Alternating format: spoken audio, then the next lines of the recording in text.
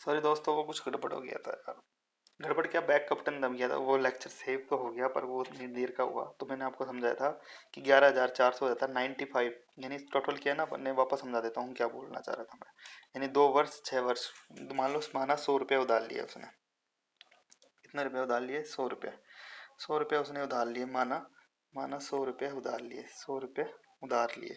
तो 9 वर्ष, अभी देखो आप सिंपल समझो कि मान लो 2 वर्ष, 2 वर्ष तक 6%, यानी 6 × 2 करोगे तो 12 रुपये हो गए ब्याज पहले, है ना। फिर अगले 3 वर्ष यानी 3 साल के लिए कितना हो गया? 9% तो कितना हो गया? 27 रुपये हो गया ब्याज। फिर उसमें बचा अभी 14% वार्षिक थी उसके पास से। और टोटल उसने डाल लिया है 9 साल। तो 9 साल में से कितने साल निकल गए? ये 2 और 3 5 तो निकल गए, बचे 4 साल। तो 4 साल के लिए कितना था? 14%। तो कितना हो गया? 56 रुपये ब्याज हो गया, 56 रुपये। अपन इसको टोटल करते हैं तो 95 रुपीज उसका ब्याज बन जाता है इतने सालों में। ठीक है, अगर मान लो 95 रुपीज उसका ब्याज है, ये बटन बैक का दब जाता है कई बार। 95 इक्वल टू कितना हो रहा है आपका ब्याज? आपका 95 इक्वल टू ब्याज हो रहा है अपना 11,400। तो 100 निकालने, अपन ने 100 माना था ना मूलधन, इसलिए मूलधन ही पूछा होगा शायद। हाँ, 11,400। तो 1 इक्वल टू कितना हो जाता है? 11,400 अपॉन 95। तो आपको 100 निकालना होता है तो इंटू 100 से मल्टीप्लाई कर दो, क्योंकि 100 माना हुआ है अपन ने। तो 100 से मल्टीप्लाई करेंगे, 11,400 में 95 का डिवाइड करेंगे अपन,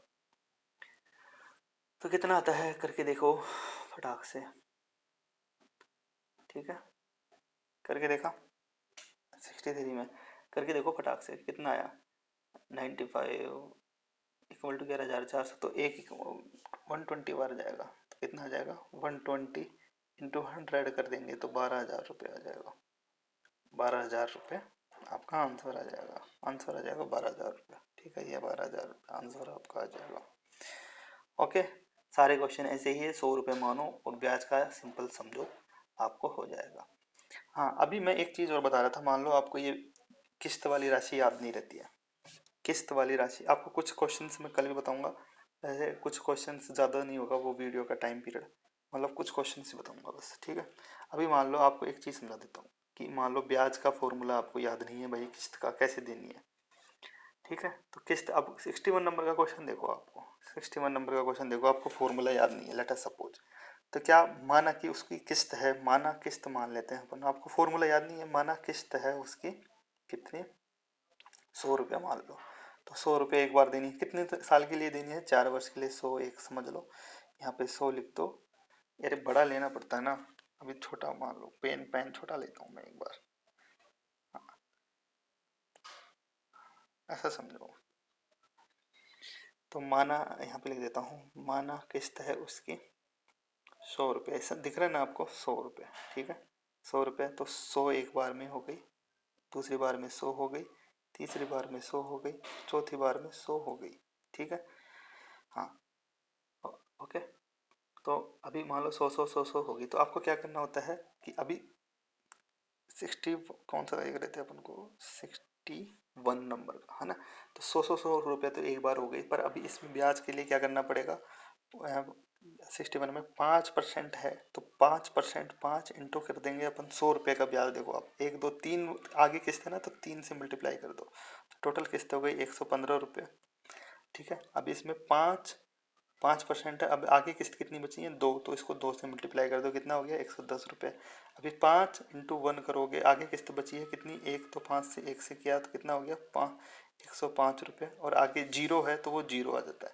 तो ठीक है, तो क्या हो गया अभी देखो आप समझो। ठीक है, ये हो गया 110, 105 और जीरो, तो कितना हो गया? अभी इन सबको आप ऐड करोगे ना, इन सबको ऐड कर लो आप, कितना हो रहा है? 5, 115, 430, 430 इक्वल टू कितना बताया आपने? आपको कितना चुकाना होता है? कहाँ पे था? 61 में। 430 इक्वल टू 17,200 समझो आप। ठीक है, तो 1 इक्वल टू निकाल लेंगे 17,200 अपॉन 430। देखो अभी आप समझाने के लिए समझा रहा हूँ ना। तो इतना कितना आ जाएगा? 1 इक्वल टू कितना आ जाएगा इसमें? 40।